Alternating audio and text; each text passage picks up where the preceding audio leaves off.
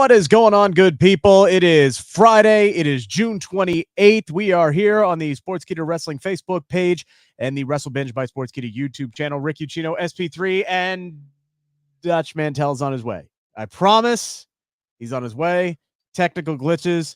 Our tribal chief, the man we acknowledge, he told us to go ahead and get started, and he promised that he will be here shortly. So the second that he shows up, we'll get him in here and we'll get his thoughts on what was, frankly, another really, really strong episode of Friday Night SmackDown. And, SP3, just overall, I forget the gentleman's name, so maybe you can help me in on this. But ever since like the news broke that there was a new lead writer on Friday Night SmackDown, I believe it was Sean Rossap from Fightful.com who reported that. SmackDown has been there's been a noticeable difference, I would say. I thought this was another good show tonight.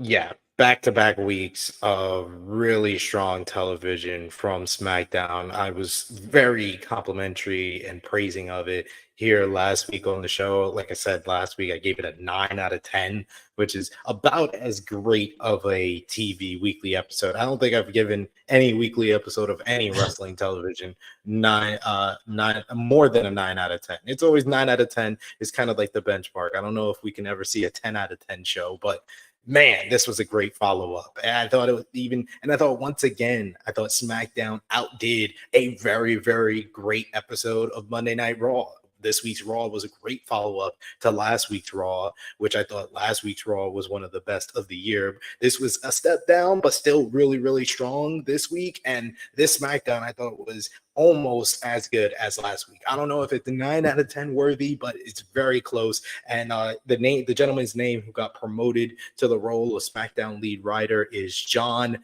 Swakata. I think I'm saying that right. Sogata. He's a longtime WWE creative writer, and back-to-back weeks, man. Even if he didn't, I know Dave Meltzer and Wrestling Observer Radio said that he didn't have that much impact on last week's show. A lot of the plans were already set up, but hey, if you get a job promotion and then your job starts up in the quality of it, it doesn't matter how much impact you have on it. You look good. You do. You do. There's no doubt about that. He looks good after the last few. Like, I know a lot of people were complaining about, WWE taking a dip after WrestleMania. And frankly, it did from an important standpoint. And that's going to happen anyway. There's going to be a drop-off right after WrestleMania for sure, especially when you have a lot of big stars, one, get hurt, like Seth Rollins did, like Rhea Ripley did, and then The Rock goes away, and then Roman Reigns goes away, and then Becky Lynch takes a hiatus. There was going to be a bit of a lull, and now all of a sudden, I feel like WWE is back on this upswing where they have so many different things that I want to tune in and see every week. I want to see the next evolution of this Bloodline 2.0, and my goodness, did we get a hell of a next step tonight. I want to see the next iteration of what they're doing with the Wyatt Six on Monday. I'm very curious. Has your opinion on the last week you were talking about how you thought Jacob Fatu and his introduction would be more impactful down the road than was for Uncle Howdy and the Wyatt Six. Has your opinion changed any after what we saw this past Monday with that sit down with Uncle Howdy and Bo Dallas himself, talking to himself back and forth, which was really impactful? That was an amazing promo, amazing performance by Bo Dallas, Uncle Howdy. And, I said it on another platform, my YouTube channel, True Real Heat, that I thought that is the direction I wanted to go. It grounded a lot of the horror and the stuff that I don't think is sustainable week after week. It grounded it a lot with Bo Dallas. But I still think Jacob Fatu and his introduction last week was the better debut of the two. And I thought the follow-up here was nice with him just being kind of viewed as this like savage and really taking on the new role of what Solo was in the Bloodline at the beginning 2 years ago when he was introduced to the main roster, him taking the role, but more of a savage, wild version of Solo Sikoa's character from 2 years ago, I think is perfect. I thought the follow-up here was, this was, I said it to you off here, I will say it here. This was a top 5 Bloodline segment. And the Bloodline have been a part of some of the best segments of wrestling television of the past decade. it's only been 4 years of this whole story, but they have been part of some of the best television I've seen from a professional wrestling show out there. And this was just in line with all of it. This is a top 5 Bloodline segment and the very best Bloodline segment that they've had without Rock and Roman. I said that when Tama Tonga was introduced after WrestleMania, that was the first great segment that they had without Rock and Roman. But boy, oh boy, was this the best. This was the very best. I thought Solo came across just great in a main event role as a top guy, as this dangerous yet insecure leader who, once he had one person who did not acknowledge him, that did not give him what he wanted, he took him out. It was done. It was over. He did not hesitate. He showed that killer instinct, Samoan Spike. And man, Paul Heyman, we've been very complimentary of. We've been praising him because really the whole post-WrestleMania, he has been the star of this whole Bloodline angle. And the fact that he gave us something that both of us, before we went on air here, were like, yeah, I did not have that on my bingo card. No, this 58-year-old man who is not a professional wrestler, who I can't recall the last time or if he ever took a bump like that, what he took tonight. The man took a triple power bomb, the shield power bomb through, like, this man landed on his neck. This 58-year-old man went through the announcer's table and landed on his neck, folded up like a damn accordion. This man earned his paycheck tonight, without a doubt. From the storytelling to the tears to the that wasn't a 5 o'clock shadow that he had. That was an 8 o'clock shadow that he had. Just when Paul Heyman is a method actor, right? When he wants to look stressed, he will go to the end. I would not be stunned if this man did not sleep for 3 days leading up to this. And that may have been because he knew he was going to have to take a triple power bomb tonight. I don't know. But whatever it was, he portrayed it perfectly. And when we got to the main event tonight, and first off, this man was bold-faced lied to by Solo Sikoa tonight, who said, nope, Jacob's not here. You're my wise man. I took your advice. He's too dangerous. He's not here at the Garden tonight. He's not going to be here moving forward. Tonight's Bloodline acknowledgement ceremony is all about you. That's where he was telling the truth. It was all about Paul Heyman. It was going to be up to Paul Heyman to make a decision tonight. We just didn't know until what it was going to be till we saw it in the main event. And Heyman literally, before he even gets attacked, he had my jaw on the ground because of his reactions to everything that was happening. First, his reaction to Jacob Fatu coming out. Then after we come back from the commercial break and Solo drops the line of Madison Square Garden, acknowledge me. Oh. And Heyman's like, how dare you? How dare you? How dare you say that? And then he gets all of them to step up. The right-hand man, Tama Tonga, the infamous Tonga Loa, his enforcer, the Samoan werewolf, Jacob Fatu. And then he goes to Heyman. And before he says anything, he has Tonga pull out the lei, the tribal chief lei, and just Heyman's reaction. My jaw was on the ground. I was like, oh my God, what is going on here? This man had tears streaming down his face. Like, how dare you? Where did you get these? Almost like he pulled him off of, like Roman Reigns had passed away and he pulled him out of his casket. Like, that's how personal he took the fact that he had that lei, that he wanted Paul Heyman to put it around his neck. It was so masterfully done. And hey, check this out. We can finally bring in the man himself. We have stalled long enough. Here he is. The legend himself, Dutch Mantell. Usually we have a technical check. Can we hear you? Can you hear us? Are we good? Okay, you're faking. We heard your lips move. We heard the lips. Okay, I'm here. Oh, Dutch, we were dancing. We were hopping around, waiting for you to come on here. We appreciate it. Glad to see you tonight. I hate the internet. I really do. It will go down at the worst possible time. Damn. I've been there. I've done that. Have you been talking about me? I'm sure you have. No, we just said you weren't here Yes or yet. no? You were going to be here. You could Not watch saying the whole nothing, 9 no. minutes back. We were too busy praising Paul Heyman and the Bloodline to be talking shit about you. Dutch, if there's Okay. one thing you can that trust, was a great angle. Great angle. it was. We're dying to Wrestling. get your thoughts on it. But I Trust just want to wrestling. tell you. Yeah, I just want to tell you one thing real quick. You can always trust that I Yeah. will talk shit about you to your face, never behind your back. What about Sid? Oh, it's, fuck Gosh. him. Anyway, I love you, Dutch. I was praising you. I was praising you the other day on another channel. Thank like, you. Dutch Thank you. Dutch Mantell I'm trying is to not make his my gimmick. screen bigger, and I don't know how to do it. No, it's not. Dutch. But anyway, good show. Dutch SP3 Great and show. I enjoyed the show. I didn't get the opening segment though. Well, let's I don't know dive what back. happened. What happened? Let's dive back to the Was beginning. that solo and all that? You're on a little bit of a delay there, Dutch. So I'll try to take that into to account here. But let's go back to the opening of the show. What we'll just take it. did you?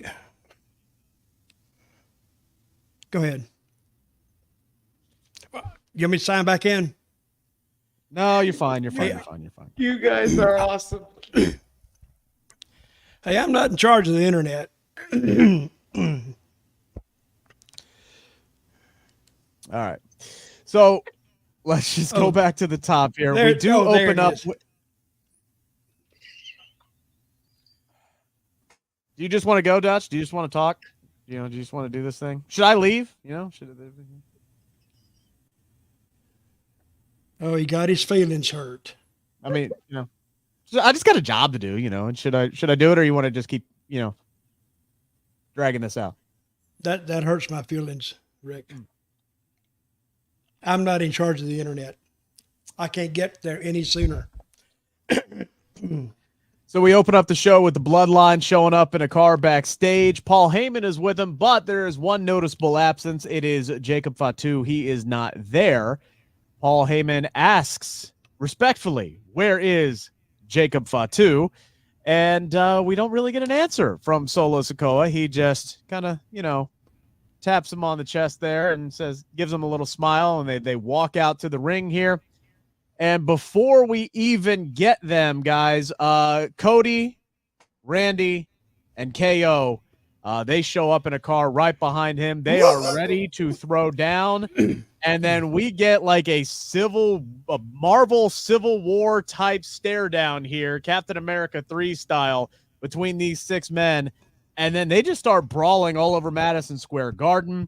Kevin Owens, because of course he does, he hops up to the top of an entrance ramp, and he does a swanton bomb. I believe it was over Tongaloa, through a table. Just absolute chaos to open the show. The baby faces are taking out security guards because they just want to fight that damn bad tonight. And they get the Bloodline running, and then we get Cody Rhodes and the boys hopping on the microphone, and they're just talking all sorts of shit. Full disclosure, I for this opening segment, I couldn't really hear the promo so much because I was still trying to get my son to fall asleep. So y'all have to kind of fill me in on that. But Dutch, you said you didn't understand the opening tonight. What was it about the opening segment you had your concerns about? Can you hear me? Yes. Okay. Well, I didn't understand it because I didn't see the goddamn thing. That's one thing.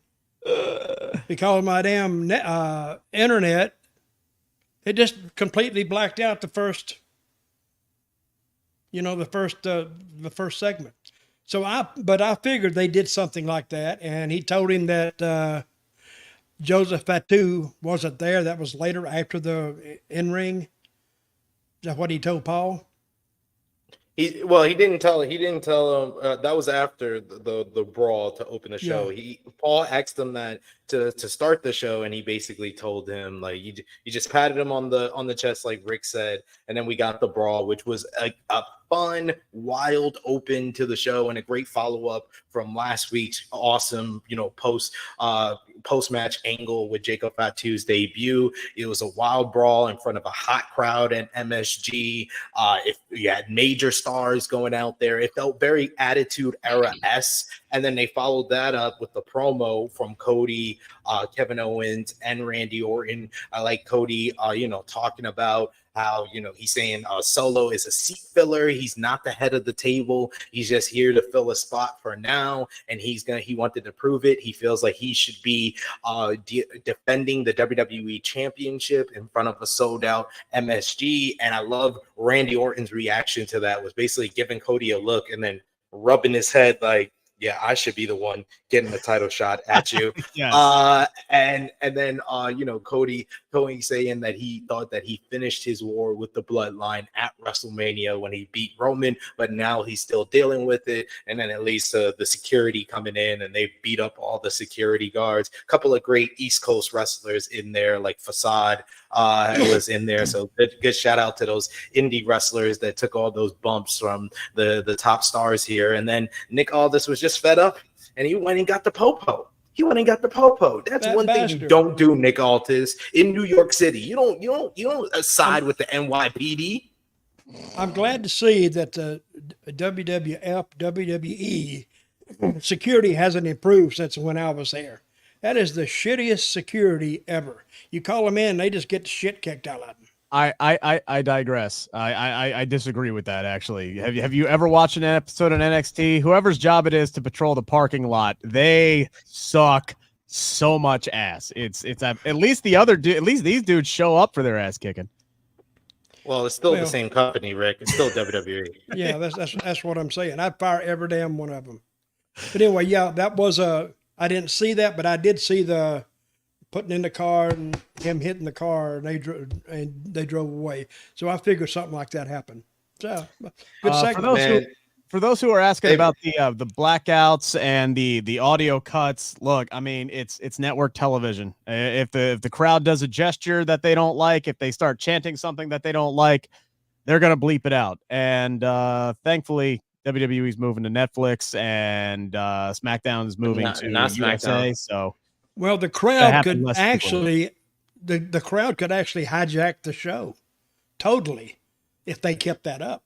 I mean, you remember the Rock segments when they were chanting stuff at the Rock, and it kept getting bleeped all through WrestleMania season. It's an unfortunate thing that they feel like they have to do that, but I mean, at the end of the day, I get it, right? Because every household has Fox. You don't know who's watching, but that's why it's network television. Hopefully that'll happen less frequently on USA when SmackDown moves there. And it's not going to happen at all on Netflix. Like Triple H on Pat McAfee this week was basically like, we're ready for Netflix, where we don't have to censor ourselves anymore. And maybe blood will look more realistic once they move to Netflix. They need to add but if you look how hot they are right now. So do you need that X language is my question.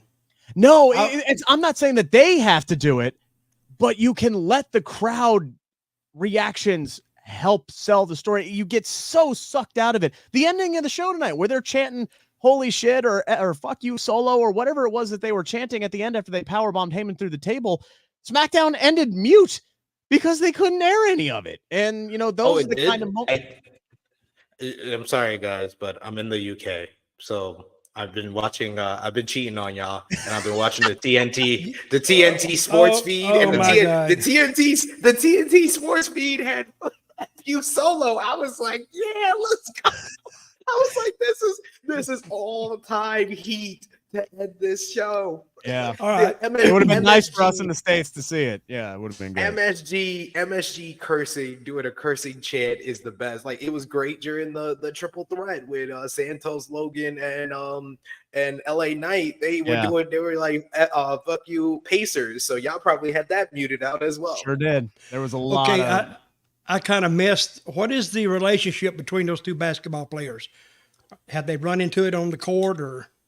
All right. I'll represent, and I'll be the stereotype of a black man explaining basketball to a white man. So wait a minute, that is racist as hell. I am suing you. I did say it was a stereotype. I'm suing. What are we on here? I'm suing whoever. I'm suing somebody. Dutch, this is like my revenge for all the times you and Rick want to talk about, baseball or college football, and I don't watch that. I'm Okay, explaining this to you. All right, go ahead. So Jalen Brunson is the point guard for the New York Knicks. He's an all-star player, and Tyrese Halliburton is the point guard for the Indiana Pacers. So we don't like him. Well, he was the heel. It's in New York. He was the heel. Yeah, he was the heel in this situation. So okay, Tyrese, I hate him already. So they faced him the second round, the semifinals of the Eastern Conference playoffs. It went to Game 7. Unfortunately for the Knicks, Jalen Brunson got injured before Game 7, so he wasn't able to play. And the Pacers beat the Knicks in Madison Square Garden to move on to the next round, where they got swept by the Boston Celtics. So he didn't accomplish much outside of that, but that's why there was so much heat and rivalry between Jalen Brunson and Tyrese Halliburton.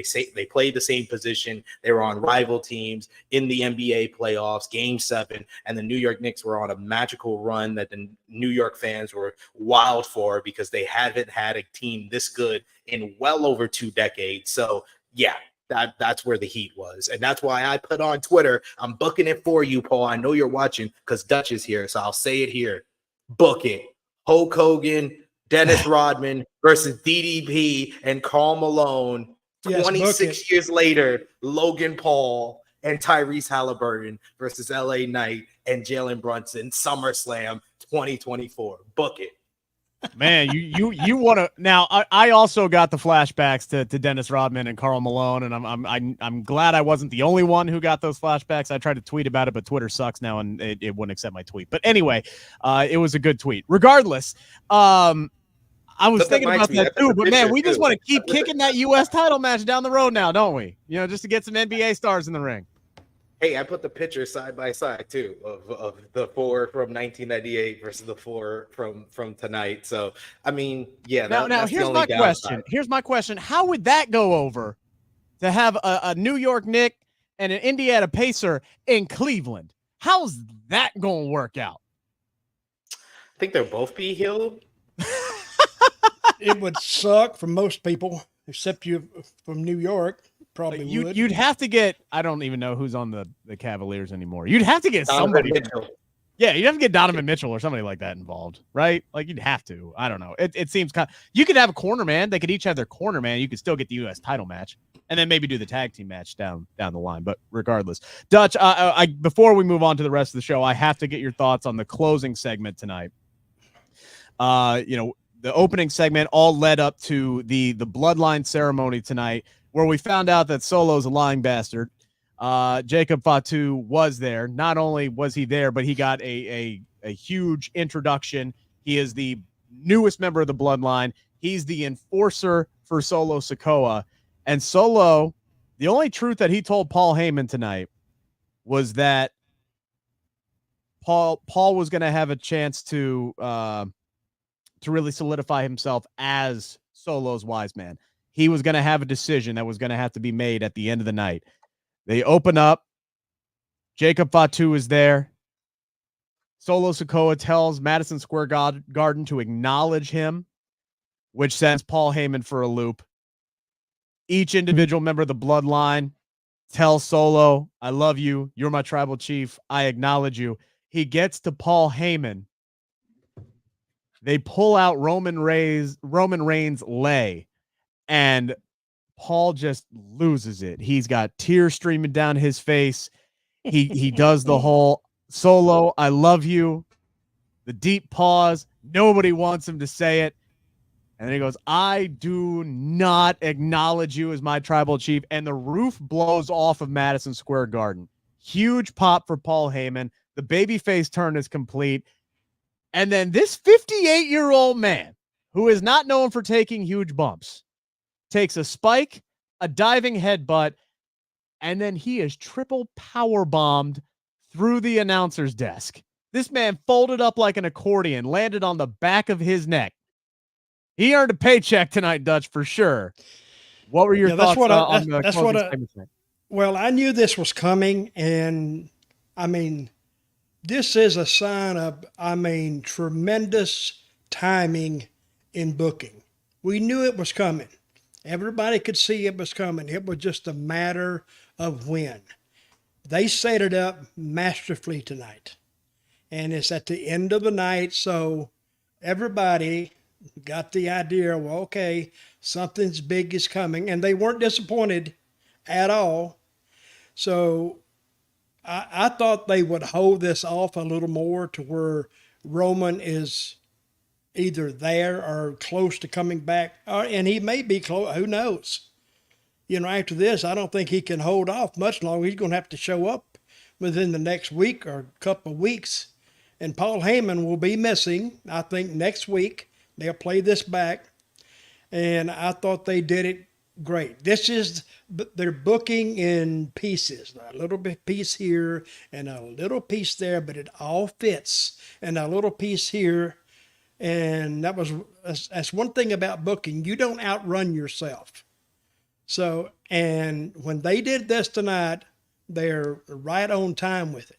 So he took this ass whipping, which surprised me because Paul's not an in-ring worker. And he took the headbutt, and he didn't take the dive off the top. You know why? He's too fat. Those bellies would have hit, and he would have exploded. And I got nervous. I got nervous when Jacob was in the air because Paul did not do the, you straighten up your arms and you brace for the impact. Paul didn't do that. So when Jacob was coming down, I'm like, oh, good God, he's going to kill him. And then he did the headbutt, and I'm like, very smart, very smart. Thank you. Okay, we're good. And then they pulled that big fat bastard out of the ring and went to give him a power bomb through the ring. And I want to say one thing. I think Mr. Joseph Fatu may have the start. Jacob Fatu. I think he may have the start of a mini hernia starting tonight, because when he got him up and he was struggling, Paul's got to weigh close to 300. I said, oh man, he's hurt himself. And he put him through the table, and we went off like that. Great finish. Now, people are sitting at home saying, well, that was good because they got something. Now it's taken a turn. Now you can smell Roman Reigns on the horizon. And when he swoops in, they're already doing record business. They're on fire. And when Roman comes in, it will just continue. I think they could take some of these house events, these arena events, actually take them outside, because they're going to draw more than 12 or 14,000 people in these towns. So I don't know if you could take it outside or not, but some of those stadiums are bigger. I think you could almost take one of these PLEs, not PLEs, just a local live events. You could take them outside now, because I think they would draw that many people. There's that much interest in it. So to me, I love the show. I love the finish. And this will lead them for a long, long time. Yeah, I have no idea when it's going to happen. But the pop when Roman Reigns comes back. Yeah, oh yeah. And the action he's going to take afterwards. It's going to be like when Dad comes home on a Saturday night and his kids have been throwing a party in his house when he told them not to. There's going to be such an ass whooping on the horizon when Roman Reigns comes back.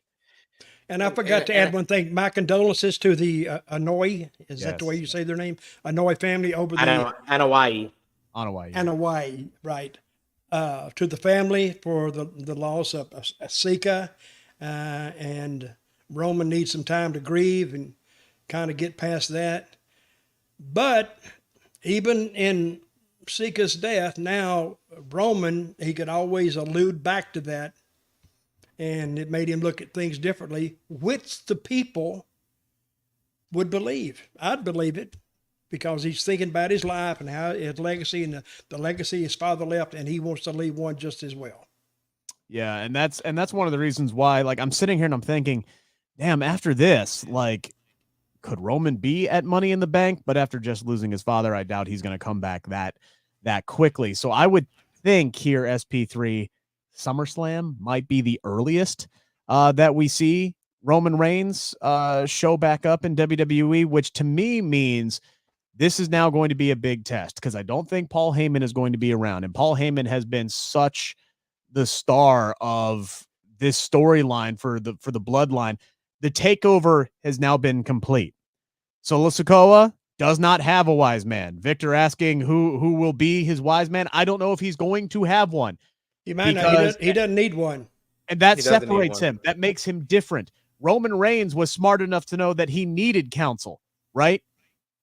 Solo Sikoa just wants to surround himself with a bunch of ass kissers, and that is what he has, and that is not what is going to make him an effective leader.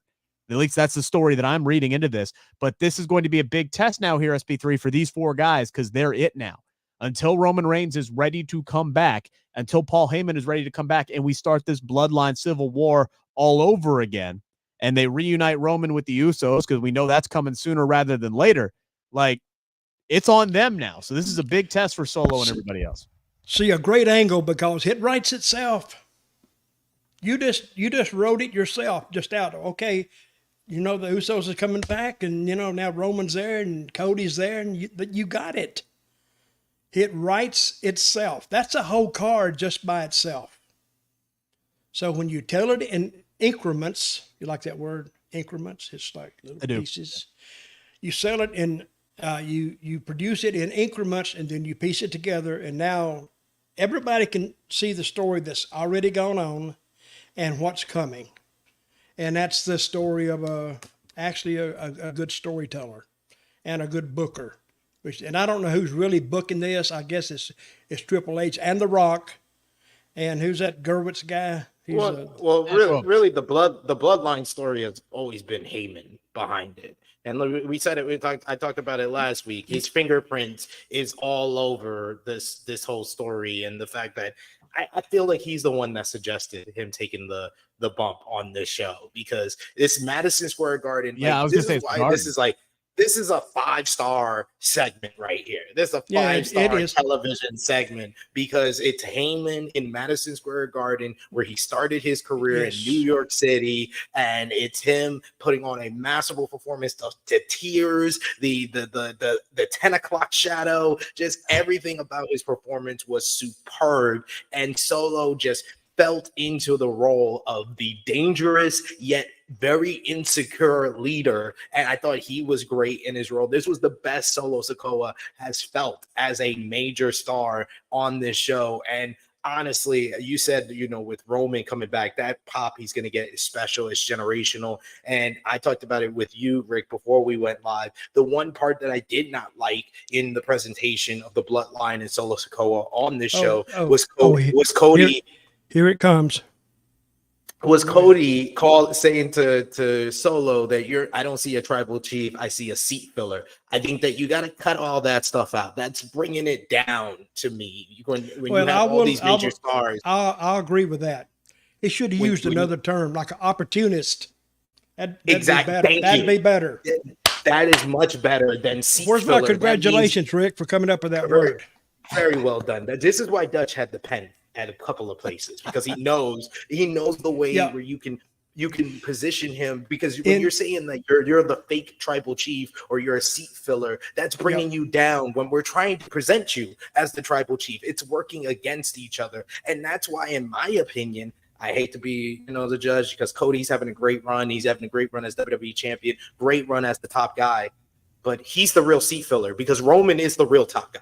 Roman is number one. Roman was right when he said before WrestleMania, and we're hearing it each and every city with how loud these "We Want Roman" chant. Roman Reigns is the only guy who's more over than Cody Rhodes right now, and he's not even here. He's the number one guy. He was right before WrestleMania. He's number one. Cody is the greatest number two of all time. Cody is this generation's The Rock. When Austin went down in 1999 and 2000, Rock went into the role, and he went into it seamlessly, and he fit the role as the number one guy while Austin was gone. But when Austin came back, Austin was back to number one. And that's what's going to happen with Roman coming back. Regardless of him being champion or not, he's the real number one guy. What's going to be very interesting to me here what's going to be very interesting to me here is could you guys see a scenario where Cody Rhodes and Roman Reigns are teaming together? Oh yeah, to fight the Bloodline, like where they have to go, where they have not like a can they coexist kind of storyline, because I think and Cody kind of helped that seamless transition for Roman Reigns to flip babyface without even being there. When he acknowledged Roman Reigns for what he accomplished over the last 4 years, the Monday night after Raw, there is that mutual respect there between him and Roman. So I don't think it's going to be can he coexist? And I think that's part of the driving force behind what Cody Rhodes did tonight. Cody Rhodes respects Roman Reigns as a champion, as a leader, as a box office draw. He does. Solo has not earned that in his eyes yet. So when Roman comes back, I think there's going to be kind of a mutual understanding between these guys. Like, yo, me and you, yeah, we're great rivals. We're the top dogs. We get it. We've earned our spots. Let's go take care of these guys over here real quick. Let's team up together and let's take care of these guys real quick. I don't think there's going to be any of that, can they coexist bullshit that we've seen as a wrestling trope for decades. I think animosity between them works against them, and the fans, they don't want to see that. If they see or feel a split coming between them, they don't want it. I would say run them till the wheels come off the cart. Then you can do something with them. But get your money's worth out of them, and they're good for a year right now, another year. Oh yeah. And we'll see where they go with this, but they have done a masterful job. Yeah, basically in everything. They got their great main events, and they have their what I call filler matches. Sometimes they don't mean that much. They can turn into something. But I think this was the second week in a row that SmackDown's had a good quality show. SP3, could you imagine for a second if Roman Reigns and Cody Rhodes develop like this natural friendship, kind of like a Magneto Charles Xavier type relationship where they're rivals but they're also friends, right? Like, and it's The Rock who screws Cody Rhodes over at WrestleMania 41 to help set up Rock versus Roman. Like, Roman takes exception to what Rock does to Cody Rhodes at WrestleMania 41, and that causes the rift between them, is because Roman doesn't agree with whatever The Rock ends up doing to him in Vegas next year. I can see that. I like the fact that they have kind of taken away the question of, is Solo the real leader? Is The Rock behind all of this, which was our question after WrestleMania, and they've really made it down pat that this is the Solo kind of build up.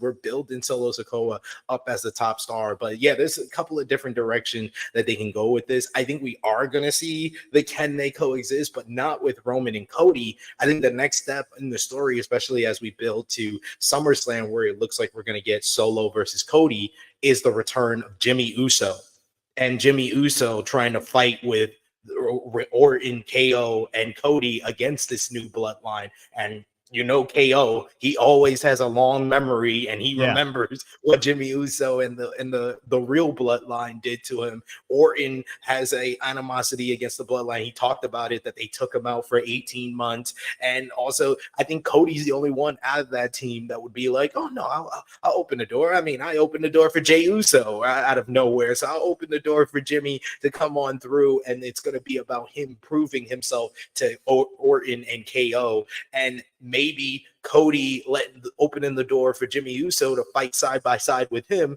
leads to more animosity that they've been like low-key teasing with Orton and Cody. So there's all these different directions where they can go, because I still think we're getting Cody and Orton in the fall. Like, the bloodline story will be in Pat. Once Roman comes back, you can get the bloodline out of the world title scene, but still in a top program with the number one guy. And then Cody can worry about Orton and maybe some other rivals as we head to WrestleMania season when The Rock comes back. We do have a super chat from Roland Curtis, which we appreciate. If you guys want to send in your super chats, it's a guaranteed way to get your comment read on the air. Is Roman the number one guy, even while Cody's merch is number one? Well, first off, yeah. Part of that depends on how much merchandise is available for each superstar, right? Because, like, It's not like it's a level playing field about how much merch is available or how much new merch is. They are printing Cody Rhodes merchandise left and right now. I don't know what they have out there for Roman Reigns at the moment, but I'm sure whatever they have, he's selling very much as well right now too. But I don't have the figures. I don't know. I don't think he's selling as much because I think they plan for Cody to really get over. Now, when Roman comes back, then it starts selling. Yeah, In his absence, I don't think it will sell much. It'll sell, but not as much as Cody. Like Dutch and you just mentioned two reasons why Cody is number one. He has more merch than everybody else. Dutch is mentioning he's the top babyface. Of course, he's going to be number one in merch. That's like that's a question like asking me back in 2011: is CM Punk the number one guy because he's number one in merch, or is it John Cena? No, it's definitely John Cena still. You could tell by the company how they're booking. It's definitely John Cena still. It does not matter. At one point, Cody wasn't number one. LA Knight was number one for a period. Jey Uso was number one for a opinion. The merchandise it's all about the amount and who's babyface. Those and are how the good it is. Biggest factors. And how good it Those is. are the two biggest factors. Like you can honestly, a lot of John Cena stuff was suck, but he was still number one. It does not matter how good it is. Those are two bigger factors than even how good it is. It's who's babyface and who has the most merch. Those are the two factors. That has nothing to do with who is number one in the company. Roman Reigns is number one in the company. We're hearing it from the fans. We're seeing it in the presentation. Cody is trying to be the number one guy while Roman is away. And he's filled in very nicely. Like I said, he is the Rock of this generation. Hey, look, even Nick Foles won a Super Bowl as a backup. All right. Like you need these guys. You need the healthy competition. That's what helps drive the business and put the company where it is right now, Dutch. Look at how many stars they have now. And you were talking about where they can go. They got so many doors open. It's unbelievable. A year and a half ago when they were down, they didn't have any doors. They had maybe a little closet door, and they was trying to squeeze through it because they had nothing. You remember when SmackDown was just matches? And I guess Vince was trying to sell the company. He didn't want it to do too good, I guess. I don't know. Not only was it just matches, it was the same matches every fucking week. It's like he forgot what he booked on a week-to-week basis. It was terrible. And nobody would tell him because they're afraid what to good tell would it him. have done? But he's yeah, that's what I'm saying. But he's gone now, and we've seen a really rise in creativity and show, and even their videos are great. They spend some time on them, and they're not just thrown together. They're well done. Oh, the production has been so much better since Lee Fitting came in and Kevin Dunn's ancient ass got tossed out. It's not even close. Oh my God. Who'd you say? Who's ancient ass? Who'd you say? Kevin Dunn. Kevin Dunn. Okay. Kevin Dunn's ancient ass. Get him. He speaks very highly of you, Rick. Fuck him. Anyway. We did get a super chat from Enthusiastic Railline streamer. Excuse me. We appreciate that. $1. I'm assuming it is for this comment afterwards, saying prayers to Roman Reigns' family. Yes, absolutely. I've been there, unfortunately, more than once in the past couple of years, so I know what they're going through right now. But we hope everybody gets through this trying times. All right, so let's move on to the rest of the show here, guys, if we can. Only 3 matches tonight, but honestly, at least they were important matches, and there was a lot of good stuff that happened in between. Our opening match was the Money in the Bank qualifying match. It was Jade Cargill, it was Tiffany Stratton, and it was Candice LeRae. Again, in and out of this one for my viewing. From what I saw, it was a good matchup. We had Nia Jax, who came down during this one. Obviously continuing the this budding partnership between herself and Tiffany Stratton, but it was actually Indy Hartwell who showed up to take Jade out to try to help Candice win the match, but it was actually Tiffany who ended up winning with the prettiest moonsault. SP3, what'd you think about this matchup, and did they pick the right person here? Because the internet was mad that Jade Cargill lost. I don't don't understand why. I said that last week that Tiffany Stratton should be in the Money in the Bank ladder match, and she should be considered the favorite, especially with her current storyline where she's has this budding friendship with the current Queen of the Ring, the person who will get a shot at the WWE Women's Championship at SummerSlam. It makes sense for them to have the Queen of the Ring and Miss Money in the Bank as friends, quote unquote, heading into SummerSlam here. So I like Tiffany Stratton getting the win, and I like this matchup. I thought it was a good effort, had some good energy. At the finish, I'm not too enthused with Indy Hartwell, attacking Jade from behind and stuff like that to just set up another tag team match, a tag team match that I've seen a couple of times now of Indy Hartwell and Candice LeRae versus Bianca and Jade Cargill. This is now like third or fourth time I'm going to see it between King and Queen of the Ring. They had one on SmackDown before, and now we're going to get it next week. So not really enthused by that, but it played into the later matchup, so that was fine. Dutch, what were your thoughts? I like the match. Tiffany Stratton, she needs to have a rocket strapped on her back. She needs to go right to the top. And yeah, some people got pissed off because maybe their Jade didn't win, but they're jaded. Absolutely. That's a good term, Rick. Jaded. So folks, listen, just you got to get over it. It's going to come around at the end. You just got to wait for it. I think Tiffany Stratton, she has an alliance with Nia Jax now going on. Yeah. Yes or no?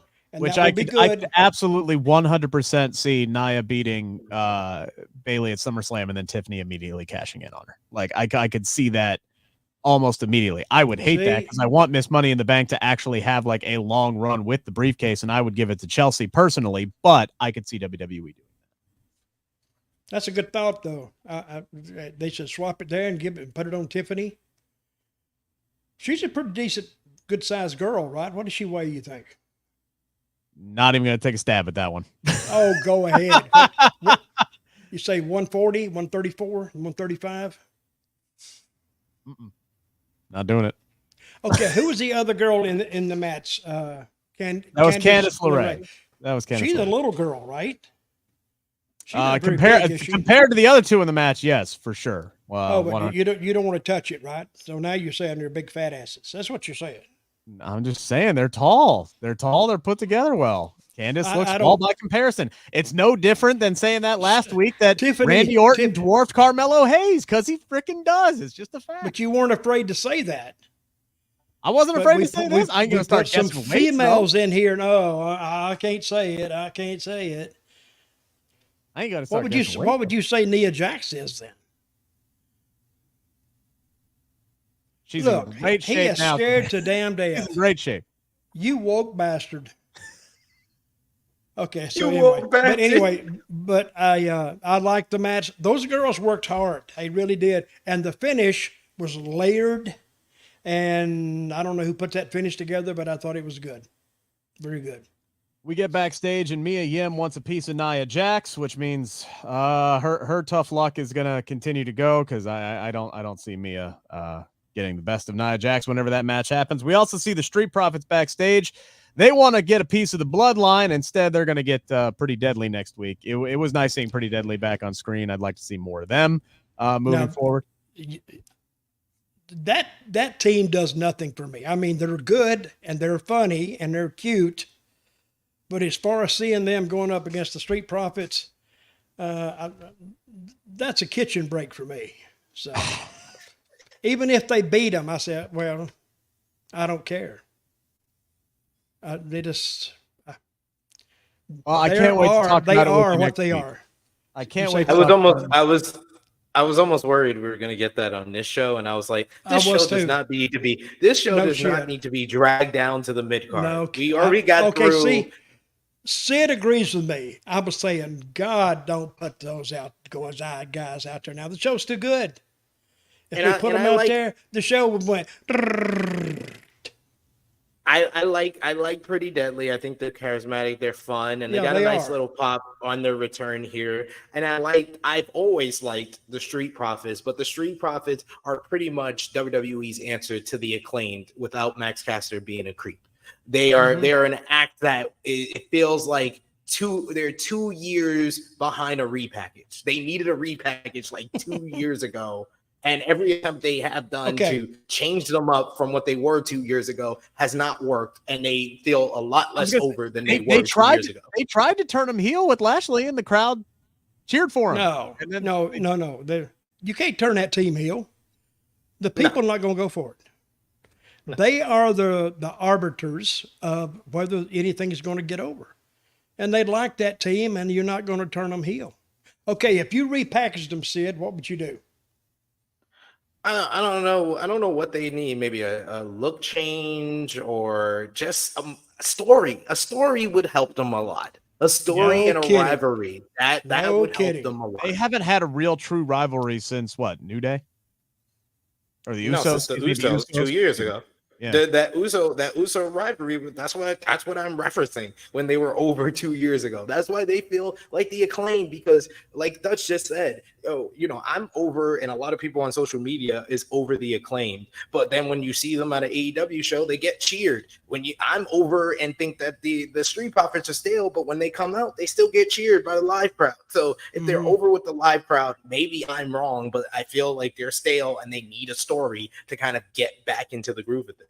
They feel stuck in a holding pattern right now without Lashley there. It's like they're part of this group with Lashley. They were going to be doing something with Lashley heading into the King of the Ring, and now they just got nothing for him. Like they just got B-Fab who's standing around trying to make matches for him to keep the group alive. But like if Lashley is hurt, right, and Lashley is hurt, why can't he be on screen and still be an on-screen presence and try to help put the Street Profits over and give them a storyline right now if he's not physically able to if he was hurt on screen, now the bad guys, the heels, they have something to shoot for. Isolate him and beat him up some more. You know what I think they are, Rick? I think they're in a holding pattern. Oh, have I heard that before? Oh, okay. Possibly. I think some wise guy said that one as well. But you didn't like the girls' match, either one of you, right? Well, we haven't gotten to the third one. The first one was good. Yeah. Oh, okay. We'll get to the other one. All right. We did see Bayley, Naomi, and Blair Davenport backstage to hype up the next match after that. But first, we got our men's Money in the Bank qualifier. One thing I want to say about that segment, once again, I'm feeling that. Oh yeah, Bayley's WWE Women's Champion feeling again. Yeah, well, she don't have a rival right now, and all the focus is on the Money in the Bank ladder match, and it sucks. It sucks. Yeah. I trust me. I want them to do more with her. They're just not doing anything, and it sucks. So you're a big Bayley fan, right? Absolutely. I am too. Bayley's great. Well, I'm not, so I'm gonna pick out everything about her that I don't like. That little pimple right here, she needs to get rid of it. I was gonna say, good luck finding that needle in the haystack. Anywho, so we got we get LA Knight, we get Logan Paul, we get Santos Escobar in a triple threat match, and as we talked about a little bit earlier, this turned into a little NBA street fight action here because we had Jalen Brunson from the New York Knicks. They had Tyrese Halliburton from the Halliburton. I didn't mean to call him a fish there. From the Indiana Pacers. These two have a nice little stare down here. Tyrese looks like he's going to help Logan Paul with the brass knucks in this one. But then Jalen Brunson gets all up in his face. Crowd goes nuts and, chanting F you Pacers and this, that, and the other thing. So really, really nice setup here for by WWE to get these two guys involved. It does help LA Knight get the win here, SP3, which I think that 100% was the right call, because looking at this men's field really needed an over baby face for the crowd to get behind. He ain't gonna win this match, I don't think, but his presence was desperately needed in it. And plus, he got a pinfall victory over the United States champion here. Yes. So it plays into his rivalry with Logan Paul, the post-match. Everything involving Tyrese Halliburton and Jalen Brunson was just great. just the little tease of them doing the stare down at the beginning, then Tyrese, getting the brass knuckles, and Jalen going over the barricade, which I knew was going to get a huge pop. Once he went over the barricade, you can hear the roar in Madison Square Garden. And then when he comes back with the steel chair, even though he had one job, was to keep his hands on the steel cage when he slid into the ring, and he almost gave it to the heels. But that's okay. You're not used to this. I understand. But this was great. Logan Paul, what I like about him, he's a heel that you can beat. And he'll have as much heat after the pin as he does before, because like tonight, he hung around the ring so the people could, shower him up. So he's giving them their money's worth. Now he can argue back with them. That's what they want. And the guy was in the ring with him. What's his name? Halliburton? Yeah. Like the suitcase. Is that his name? Okay. Yeah. But it was good, and then they grabbed the chair and went in there, and it was a good finish. Good finish to the match, and a good show, and a good use of the two NBA guys. Yeah, and you could tell they were you could tell they were happy to be there too. Yeah, this gave me some serious Malone Rodman WCW flashbacks from like 25, 26 years ago. When was that match? 25 years ago? Bash at the Beach, 1998. Wasn't that the end of the Vietnam War? About that time they come along? No, Damn. no. You're dating yourself, guys. How much? Speaking of dating, I was only 10 years old when that happened. Speaking of dating, Roland Curtis with another super chat. It wasn't just this year's playoffs. SP3 knows all about this. And even I remember this. Knicks and Pacers rivalry dating back over 30 years ago. Reggie Miller, Spike Lee, Madison Square Garden. I believe that was the infamous choke signal that Reggie Miller gave, if I'm not misremembering. Reggie Miller scored 9 points in 30 seconds. I was giving Dutch the rundown of the two players because Dutch asked about the two players. So I wasn't giving them the whole history of the Knicks and Pacers, but we thank you for the super chat donation, Robin, because yes, the Knicks and Pacers have a long-standing rivalry in the Eastern Conference. Reggie Miller kind of being the catalyst and making fun of Spike Lee. Always great stuff. Always great callbacks there. And I thought this was great. This was great ESPN Sports Center style vibes with this segment. This should be all over ESPN tomorrow. It's going to be all over ESPN tomorrow. They just wrote themselves a bill on there. So great stuff by WWE. And I felt the match was very good and the match of the night on this show. It was. I agree with it. I'll agree to that. Last but not least, last thing we need to talk about tonight, the last women's qualifier. It was Blair Davenport. It was Naomi. It was Indy Hartwell. And this was a match that was built a lot around a 2-on-1 attack of Naomi, the heels going up against the babyface here. Naomi ends up getting the win, mostly because Jade Cargill comes down to get her receipt against Indy Hartwell, beats the crap out of Indy Hartwell, throws her back in the ring, and that ass beating allows Naomi to qualify. And then she did a little ass beating of her own after the 3 count in this one. This was much like with LA Knight. This was a finish that I think needed to happen. I think the women's match, looking at the field, needed a Naomi. And honestly, I would love to see her win it. I think it would be a very interesting dynamic with her, with the briefcase, testing her friendship with Bayley on SmackDown. I think they have a lot of really nice options in the women's ladder match, whether it is they do go with Tiffany, whether they go with Lyra, whether they go with Naomi. I think they got a lot of great options there. Chelsea is still my favorite, the one that I want to win this thing. The match itself, though, I'm kind of with SP3 on this one. It just felt a little clunky to me. Like there were just they felt like there were a couple, and maybe it's just me, Can I say something? Here. Can I say something? Yes. Go ahead, these girls, this is all new to them. That crowd is all new to them. At NXT, they didn't draw crowds like that. They're nervous.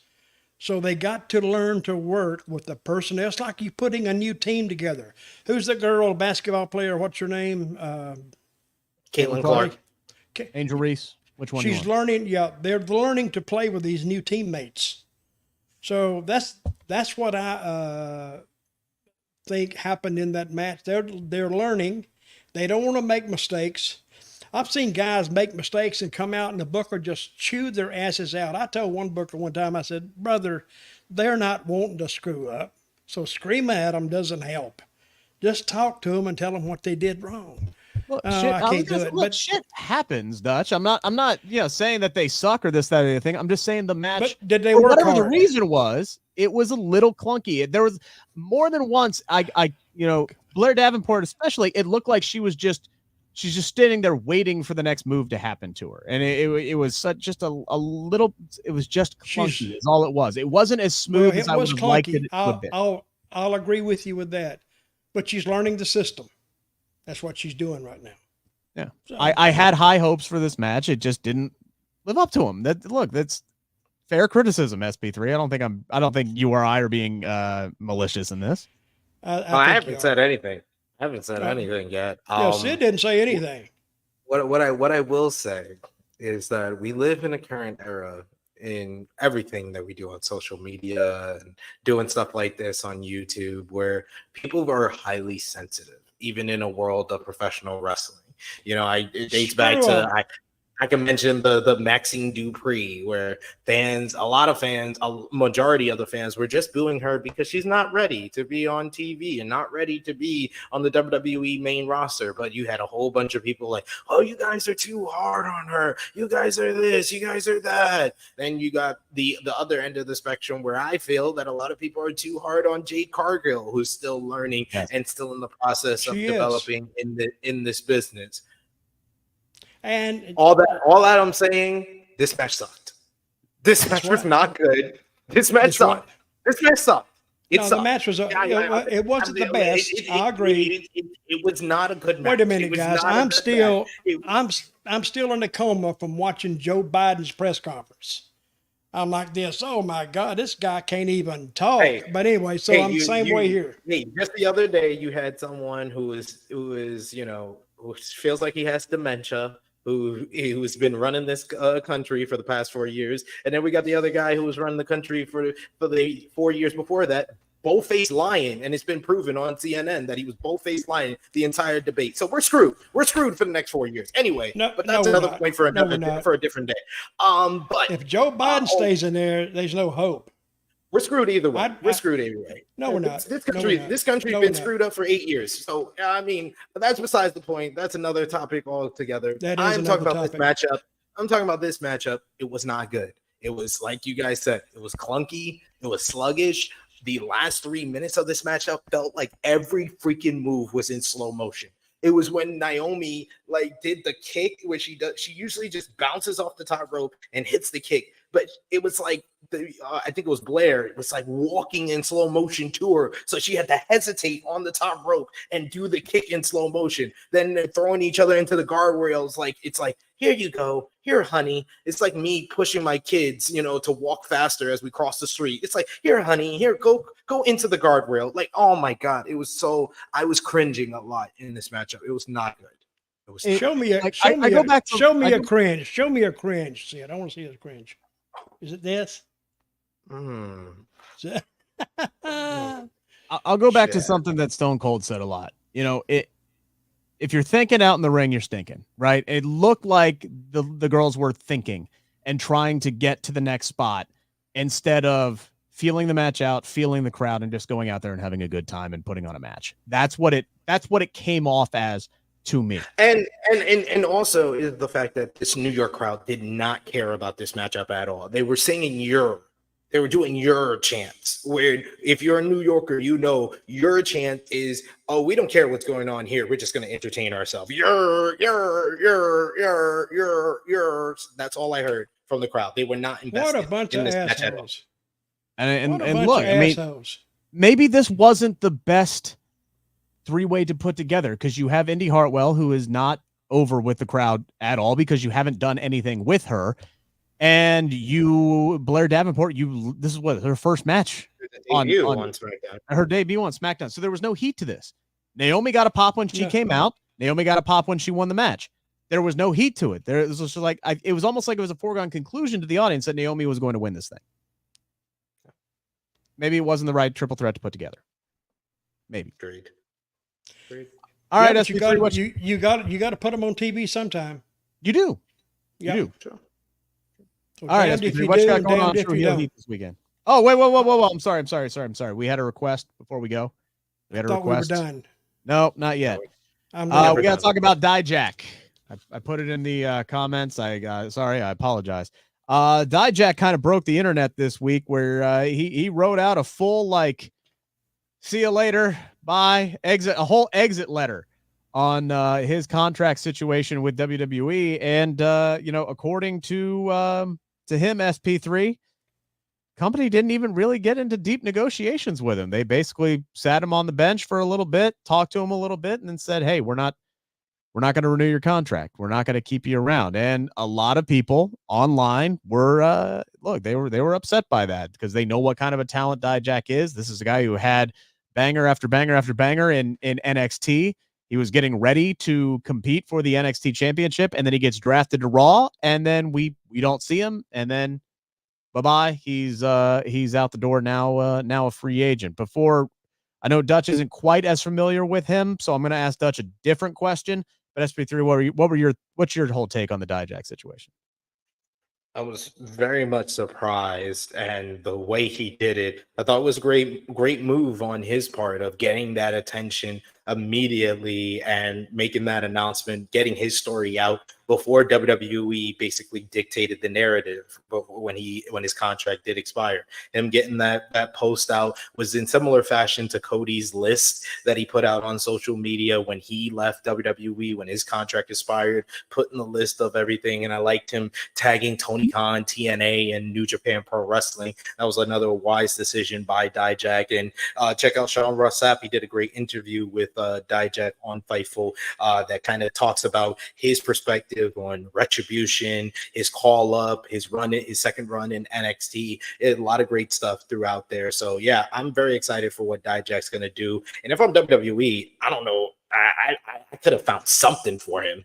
Sure. Yeah, and that's the thing, Dutch. That's what I wanted to talk to you from this from a performer's perspective, where where's the performer? Well, you were at one point. Oh, right? me. Oh, yeah. You were at one point. Former performer. But when you have that confidence in yourself, when you have put a great product on tape, when you've had success at a level and feel like you have earned the right to progress to the next level, and then the company doesn't even really make an effort to retain you and just let you go off into free agency, like what kind of a mindset do you think that puts Dijak in? How do you take that as a performer? Welcome to the club. It's happened hundreds of times through the years. Somebody thinks they're over, and they may be over.